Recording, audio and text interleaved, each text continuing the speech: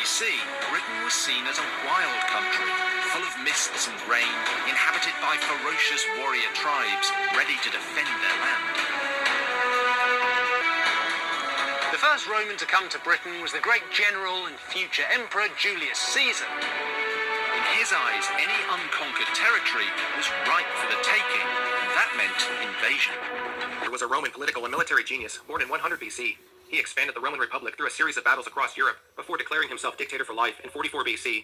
However, as a younger man, Caesar was involved in the world of Roman law. To enter court life was a popular way for a would-be politician to make a name for himself whether he won or lost the case. In the winter of 75 BC, Caesar left Rome to further his studies on the island of Rhodes in the Aegean Sea. However, he never made it as his ship was attacked by Cilician pirates somewhere off the southwestern coast of Asia Minor near the city of Miletus. Besides the usual haul of cargo and passengers now destined for the slave markets, the pirates were thrilled to discover that they had taken a member of the Roman nobility, Julius Caesar. Piracy had been a problem in the Mediterranean since Homer wrote of it in his epic poem Odyssey many centuries earlier. Since the beginning, no one had ever found an effective way to bring it under control. A city could rid its local waters of pirates with a concerted effort, but the raiders would just move down the coast to establish another base. As long as pirates could control some hidden cove far from settled areas, they could strike out at ships with impunity. Caesar treated the pirates with a good-natured contempt that shocked and amused his captors. They were used to terrified prisoners who begged for mercy, but Caesar acted more as if the pirates were a minor distraction to his busy schedule. He was insulted by their suggested ransom of 20 talents, and raised the price on his own head to 50 talents, which was about 300,000 silver coins. Caesar sent away several members of his traveling party to Miletus to try and raise the money, while one companion and 2 slaves stayed with him. Caesar lived as a prisoner of the pirates for 40 days, sharing their meals and even joining in their athletic games.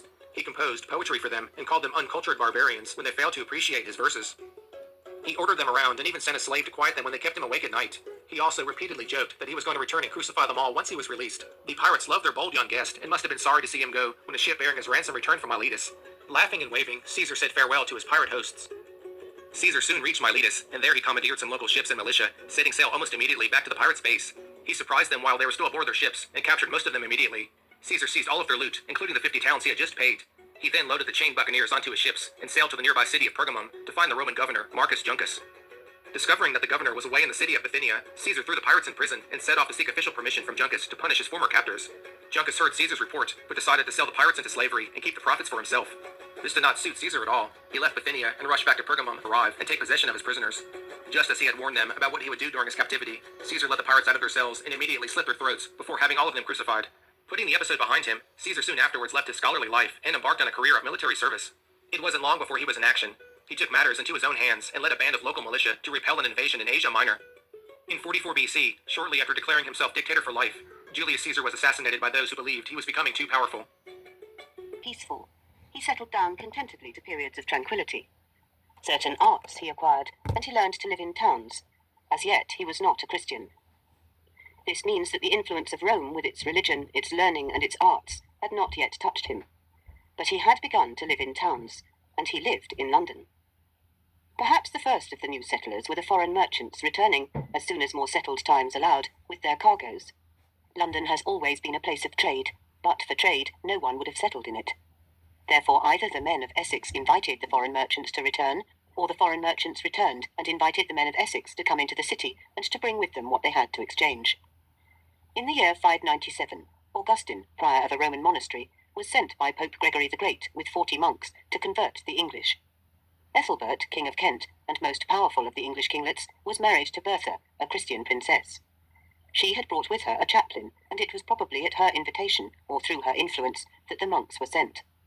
They landed at Thanet. They obtained permission to meet the king in the open air. They appeared wearing their robes, carrying a crucifix, and chanting psalms. It is probable that the conversion of the king had been arranged beforehand, for without any difficulty or delay, the king and all his court, and, following the king's example, all the people were baptized. Augustine returned to Rome, where he was consecrated Archbishop of the English nation. A church was built at Canterbury, and the work of preaching the faith went on vigorously. The East Saxons made no more hesitation at being baptized than the men of Kent. Ethelbert indeed could command obedience. He was overlord of all the nations south of the Humber. He it was, according to Bede, who built the first church of St. Paul in London, a fact which proves his authority and influence in London, and his sincere desire that the East Saxons should become Christians. They did, in a way, but when King Sebert died, they relapsed and drove their bishop into exile. Then, Bede says that they were punished for this sin, the East Saxons fell into trouble. They went to war with the men of Wessex and were defeated by them. After this we find London in the hands of the Northumbrians and the Mercians, That is to say, these nations one after the other obtained the supremacy. It was in the year 616 or thereabouts that Bishop Mellitus had to leave his diocese. 40 years later, another conversion of London took place under Bishop Cedd, consecrated at Lindisfarne. The new faith was not strong enough to stand against a plague, and the East Saxons of London went back once more to their old gods. After another 30 years, before the close of the 7th century, London was again converted, and this time for good.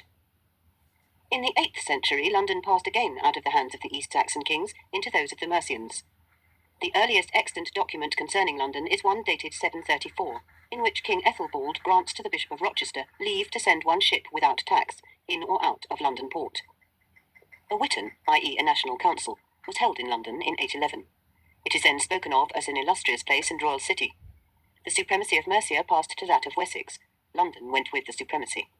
In 833, Egbert, King of Wessex, held a Witan in London. When Egbert died, the supremacy of Wessex fell with him. Then the Danish troubles fell thick and disastrous upon the country. When Alfred succeeded to the crown, the Danes held the Isle of Thanet, which commanded the river.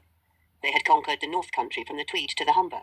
They had overrun all the eastern counties twice, viz. in 839 and in 852.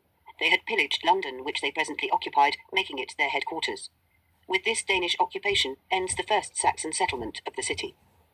End of Lesson 8. Lesson 9. The Second Saxons. 25. Gently back into the centre position now. There we are. There, you can let that go. So all the buttons that are pressed need to be pressed. The river light. And here comes one. The Svitzer Cecilia, a Swiss boat, I guess, is it? Out of Grimsby, so that's not very Swiss. Trade is what the city has always been about, whether on the river or in its many markets. And just a few minutes north of Tower Bridge, I'm given the rare privilege of a seat within something called the Ring.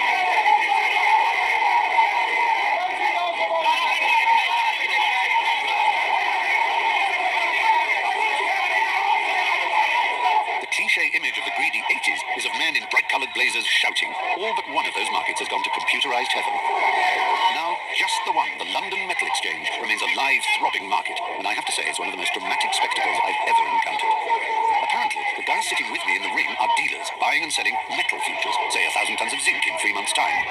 The ones standing just outside are giving them instructions, which they're getting from their colleagues in the outer ring who are on the phones to the clients, who might be, say, Peugeot cars wanting to buy aluminium for next year's production line. I'm told that over 80% of the world's industrial metal prices are set in this ring, and the urgency is because everyone waits to buy or sell till seconds before the market closes.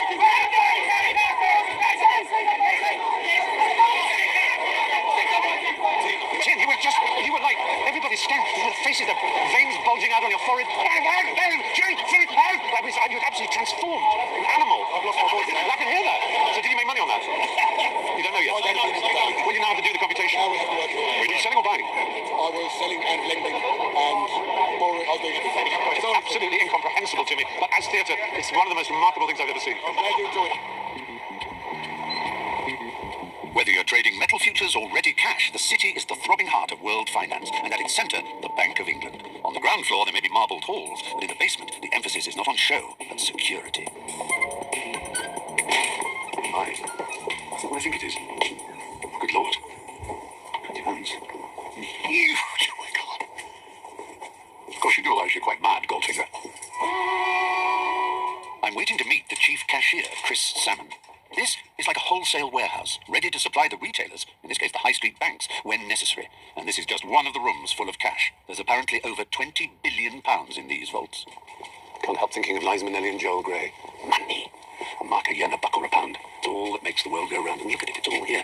You think of the Bank of England, you think of a noble edifice with columns in front of it, and the old lady of Threadneedle Street, and yet here's all this raw cash. They say in movies, the directors, that audiences always follow the money. So even if it's someone in a cafe pushing a $20 bill across to someone else, the human eye always follows it. We're obsessed with it. It's kind of, our breath comes in short gasps when we see so much of it around us. I don't know, there's something about sheer physical presence of money that brings out something very puzzling, dark within us. Well, in each cage, there's about £4 million, and in the room as a whole, there's about £2 billion of new banknotes which haven't yet been issued. And ones that you as chief cashier have signed, and not individually. Just the one signature, which has been repeated a few times. Modern technology, yes. That's a marvellous feeling. Your name is on every one of these. Is it? In the time when the road connecting village with village and town with town was but an uncertain bridle path through woods and over waste places, where in winter horse, man and wayfarer struggled with bog and quagmire, where robbers lurked in the thickets, and fevers and agues haunted the marsh, where men went armed and every stranger was a foe, it would seem as if most men stayed where they were born and desired not to court the dangers of the unknown world. In many villages, especially in the remote places of the country, this was the case. The men of Somerset abode where they were born, speaking their own language, a race apart. The men of Norfolk abode in their county, cut off from the rest of the world by fens in the west and sea on the north and east. Their language was not understood by the men of the west or the south country. Had the other conditions of life allowed this isolation to continue undisturbed, the nation could never have been created. We should have remained a scattered collection of tribes, speaking each its own language and developing its own customs. There were three causes which stirred the stagnant waters. The first was war. The baron or feudal lord carried off the young men of the village to fight. Those of them who returned had things to tell of the outside world. They fired the imagination and awakened the enterprise of the lads. The second was trade at the trading ports. The lads saw and continued to talk with the foreign sailors, the Fleming, the German, the man of Rouen or Bordeaux. Some of them went on board the ships of the merchant adventurers and sailed to foreign lands. Lastly, there were the pilgrimages. From the 10th to the 15th century, there was a rage for pilgrimage. Everybody wanted to become a pilgrim. No money was wanted. There would certainly be found every day some monastery at which bed and a supper would be provided for the pilgrim. It was a joyous company which fared along the road, some riding, some on foot, travelling together for safety, all bound to the same shrine where they would hear the masses and make their vows, and so return light-hearted. It was, in fact, the medieval way of taking a holiday. Sometimes it was to Canterbury, where was the shrine of Thomas Becket, that the pilgrims were bound. Sometimes to Walsingham, where was the miraculous image of the Virgin. Sometimes to Glastonbury, hallowed by the thorn miraculously flowering every year on Christmas Day, planted by Joseph of Arimathea himself. Sometimes it was farther afield, to Compostela in Spain, Rome, or even Jerusalem, that the pilgrims proposed to go. Chaucer describes such a company all starting together, riding from London to Canterbury, on pilgrimage to the shrine of Thomas Becket. They are pilgrims, but there is very little piety in their discourse. One can see that, whatever the motive, whether for the expiation of sin or any other cause, the journey is full of cheerfulness and enjoyment. The Crusades were one outcome of this passion for pilgrimage. Nay, the first crusade itself was little better than a great pilgrimage of the common people, so ignorant that they asked at the sight of every walled town if that was Jerusalem. It was a pilgrimage from which few indeed returned. In England, the chief gain from pilgrimage was the bringing together of men from the different parts of the country. Remember that the men of the north could not understand the speech of the men of the south. A Norfolk rustic at the present day would hardly understand a man of Devon. There was always danger of forgetting that they all belonged to the same realm, the same nation, and the same race. But the love of pilgrimage spread so wide that it became a danger. The rustic left the plough, the blacksmith his anvil, the carpenter his bench. All left their wives and their children in order to tramp across the country on pilgrimage to some shrine. By day they marched together. At night they sat round the fire in the strangers' room of the monastery and took their supper and slept on the reeds. A delightful change from the monotony and hard work of the village. But the bishops interposed. Let no one go on pilgrimage without his bishop's license. Let not the monasteries give a bed and supper to any pilgrim who could not show his bishop's license. Then the rustics and the craftsmen had to remain at home, where they have stayed, except when they went out to fight, ever since. When the pilgrim, especially the pilgrim who had been over the seas, came home, he was able to entertain his friends with stories he had seen all the rest of his life. Thus, the earliest plan of the Holy Sepulchre is one drawn by a pilgrim for the instruction of certain monks who entertained him. The pilgrims were the travellers of the time. They observed foreign manners and customs. They brought home seeds and told of strange food. They extended the boundaries of the world. They prevented the native village from becoming the whole world. They taught and encouraged men to cease from regarding a stranger as an enemy. The world was thus opened out by war, trade, and pilgrimage, but most of all by pilgrimage. End of Lesson 19. Lesson 20, St. Bartholomew's Hospital. The oldest of the city hospitals is that great and splendid foundation which stands in Smithfield, the Smooth Field. It was first founded by one Rahir, of whom we know little or nothing except that he lived in the reign of Henry I, and that he founded the priory and monastery of St. Bartholomew. In the church of St. Bartholomew the Great, you may see a very beautiful tomb said to be his, but the work is of a later date. It is related that while on a pilgrimage to Rome, he fell ill and was like to die, and he vowed that if he were restored to health, he would erect and establish a hospital for poor sick people. He did recover, and he fulfilled his vow. He built the priory of St. Bartholomew, whose church still stands in part, and beside it established his hospital. The place called Smithfield was then a swampy field used for a horse fair. It was also a place of execution without the city wall. At first, the hospital was a very small place. It consisted probably of 2 large rooms or halls, one for men and one for women, with a chapel. If it had any endowment at all, it must have been very small, because the master or hospitaller had to go every morning to the Shambles Newgate in order to beg meat for the maintenance of the sick. 200 years later, the hospital was taken in hand by Edward IV, and provided with an establishment of master, 8 brethren, priests, and 4 sisters, who served the sick. They were all subject to the rule of St. Austin. After the death of Whittington, the hospital buildings were repaired by his bequests. On the dissolution of the religious houses, the Priory and Hospital of Bartholomew fell with the rest, but 5 years later, the hospital was refounded and endowed by the king and the city. If you visit a hospital and are taken into a ward, you see a row of clean white beds arranged in orderly position on either side of the long room. The temperature is regulated, the ventilation is perfect, there are means by which the patient can be examined in private. The diseases are apportioned to separate wards. Everything is managed with the greatest cleanliness and order. If an operation is performed, the patient is kept under chloroform and feels nothing. The physicians are men of the highest scientific reputation. The nurses are trained assistants. The food is the best that can be procured. The poorest man brought to the hospital is treated with the same care, the same science, the same luxuries as the richest. Look, however, at the hospital as founded by Rahere. There is a great hall with a chapel at one end, at which mass is daily sung. The room is narrow and lofty, lit by Norman windows, 2 or 3 on a side. There is a lantern in the roof. Under the lantern, a fire is burning every day, the smoke rising to the roof. The hall is dark and ill ventilated, the air foul and heavy with the breath of 60 or 70 sick men lying in beds arranged in rows along the wall. There are not separate beds for each patient, but as the sick are brought in, they are laid together side by side in the same bed, whatever the disease, so that he who suffers from fever is placed beside another who suffers from palsy. There are 4 in a bed, and in times of pressure even more. Sometimes one arrives who develops the plague, when the whole of the patients in the hospital catch the infection and all die together. The surgeons are especially skilled in the dressing of wounds received in battle or in fray.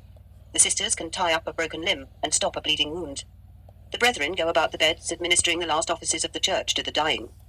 The food is scanty, the appliances are rude, there is small hope of recovery. Yet to die in hospital, tended and consoled, instead of in the hut where life has been passed, is something for which to be grateful. Consider into how great, how noble a foundation the little hospital of Rahere has grown. The modern hospital contains 676 beds. It receives about 150,000 patients every year, of whom 7,000 are inpatients, 18,000 outpatients, and 130,000 casuals. The 8 brethren have become 30 physicians and surgeons, besides the assistants called clinical clerks and dressers. The 4 sisters are now 159 sisters and nurses. There is a noble school of medicine, there are museums, libraries, lecture rooms, and there is a residential college for medical students. There is a convalescent hospital in the country. No hospital in the world has a larger or a more noble record than this of St. Bartholomew. And it all sprang from the resolution of one man, who started a humble house for the reception of the sick, in a poor and despised place outside the city wall, but near to the Shambles, where one could beg for broken victuals, and for the pieces of meat that the butchers could not sell.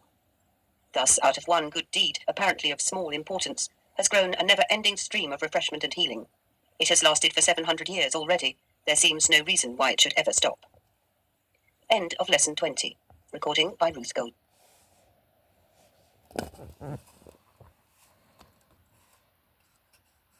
To lots of people in academia, in journalism, in London itself, citizens of London have heard of the City of London. We hear about it on BBC news reports, in the newspapers. We know of this thing, this square mile, and that it's somehow related to finance and banks and so on.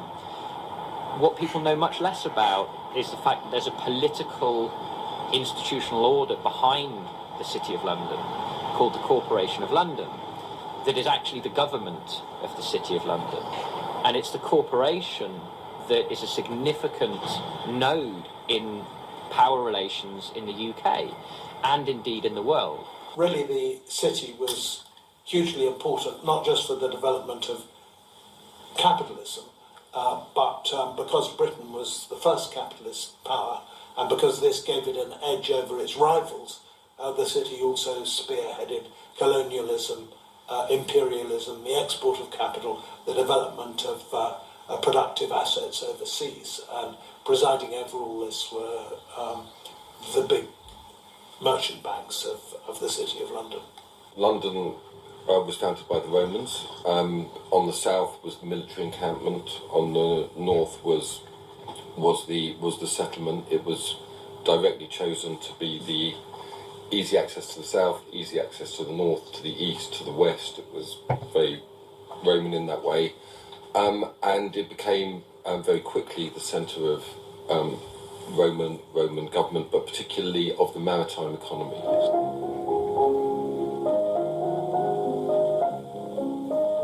Seesaw, Sacre Dame, this is the way to London town.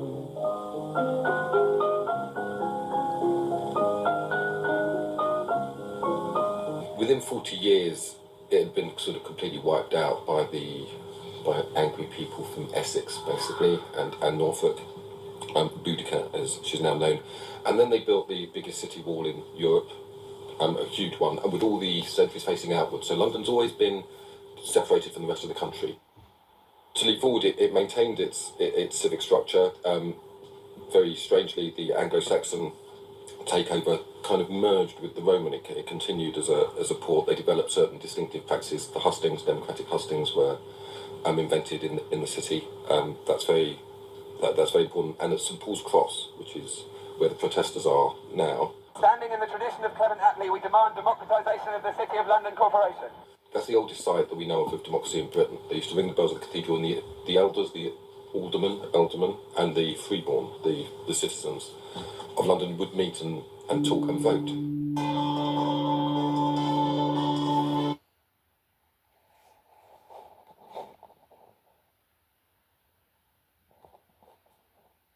From the earliest traces, footprints almost 1 million years old, to recorded history, just the last 2 metres.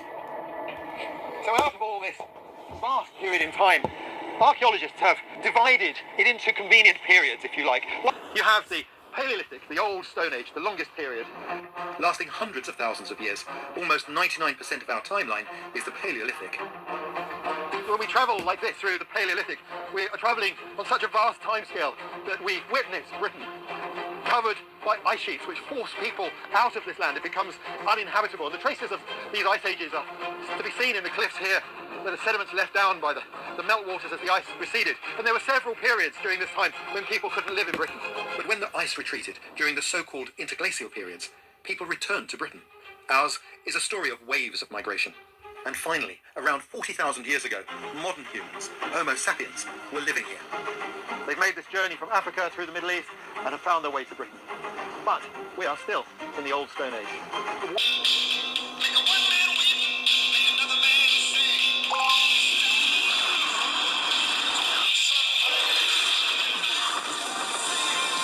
Over 37,000 hotels at your fingertips.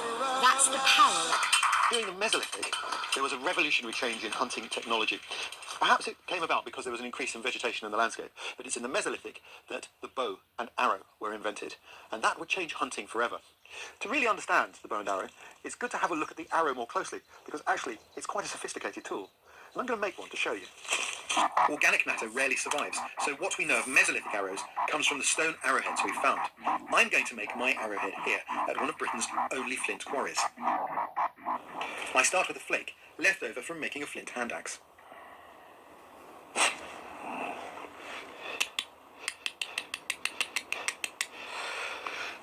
A deer antler like this roe deer antler here is very useful for a different type of flint working where we apply pressure directly to the edge. What I'm looking at making is a leaf point arrowhead, and this end of the flint is thick, so that'll be the point because it's difficult to slot the thick end of the flint into the shaft, and the thinner end will be the base of the point. So the first job is to start to take control of the shape, and also to thin down the thick end a little bit by driving some little flakes, micro flakes, across the surface of the flint. And I go backwards and forwards as I work my way along the edge. When you consider that we used flint tools for most of human history, you probably won't then be surprised to learn that there are certain revolutions that took place in the manufacturing technology and the way we did things with this material in the past. And archaeologists can classify the time period a tool was made by the technique that was employed to produce it. But of course, technological advancements back then took much longer than today. We live in an age where we expect revolutionary changes in technology overnight. Things took much longer in the past. Pray. The craftsmanship of some of these flints is extraordinary. Our ancestors were clever, and if you've ever try to work flint, you very quickly discover how clever they were, how skilled they were. Working flint is quite fun, and in many ways, you go on a voyage of discovery of our evolutionary past when you work this material. And at any stage in the production, one slip and it can break. Because this is akin to glass. It's strong and sharp, but it's also fragile. It has a naturally serrated edge. I've used the thick end of the blade for the point for strength, and the thinner end so that it can easily be mounted. So the next task for this is to actually turn it into an arrow. And that means it's time to go back to the forest to find some wood. This is hazel. It wouldn't be my choice of wood, and neither would it have been, I think, our ancestors' choice of wood. A much better choice would be Guelder Rose, which is stiffer. But when needs must, there's no Guelder Rose here. The hunter must use what's available to him. And I collect a few sticks for this purpose. I base what I'm doing on what I've seen hunter-gatherers do in Africa. I'm going to take off the bark, and I now need to dry this wood and straighten it. I know it looks quite straight, but an arrow needs to be very straight to be accurate.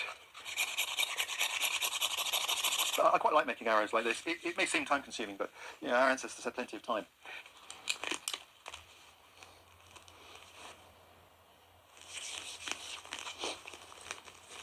I need to dry the moisture out of the wood so that it stiffens it and also prevents it, it'll shrink in the process. If I don't do that, then of course once I've tied anything onto it, the wood will shrink and everything comes loose. A few minutes ago this was a stick, and it's not a stick anymore, it's becoming an arrow, and the key tool in finding food. I'm just hardening the point. Driving the moisture out makes it harder. Okay, so here's the arrowhead, and I have to fit that neatly into the shaft. I'm cutting a groove for the arrowhead. If you're walking along and you find something like that in the countryside, you know you've found a little Stone Age chisel.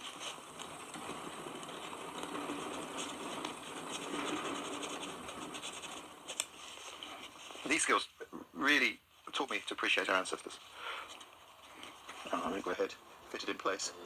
The arrowhead is thermoplastic. It softens when heated and hardens when cooled. Hang them on using strands of plant fibre. I've done this quickly. It would be nice to take a little bit longer. I would make it a lot neater than this, but it gives you a pretty good impression of what things would have looked like all those years ago. Only one. Sadly, very few bows survive from the Mesolithic. We know they were used because we find the projectile points to tell us they were using arrows. Well, what I can tell you is that the bow, when it arrived, was a revolutionary discovery in hunting terms. It's light, it's small, it's compact, it's versatile. You can make many different types of arrow to fit the bow for different jobs. And with a bow, you can quickly and easily reach out through thick undergrowth to hit your target. And this is a bow I've made from wych elm. It's a copy of a bow that was found in Denmark. It shoots extremely well. Sweet little flat bow. And this is exactly the sort of bow that would be used with this sort of arrow.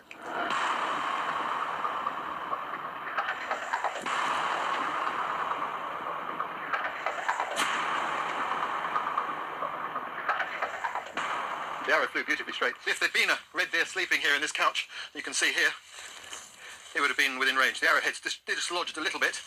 That's an easy fix over the fire. You just soften the glue and fix it back in place. Discord, may we bring harmony. Where there is error, may we bring truth. Where there is doubt, may we bring faith. And where there is despair, may we bring hope. To those waiting with bated breath for that favourite media catchphrase, the U-turn, I have only one thing to say. U-turn if you want to. The ladies not for turning.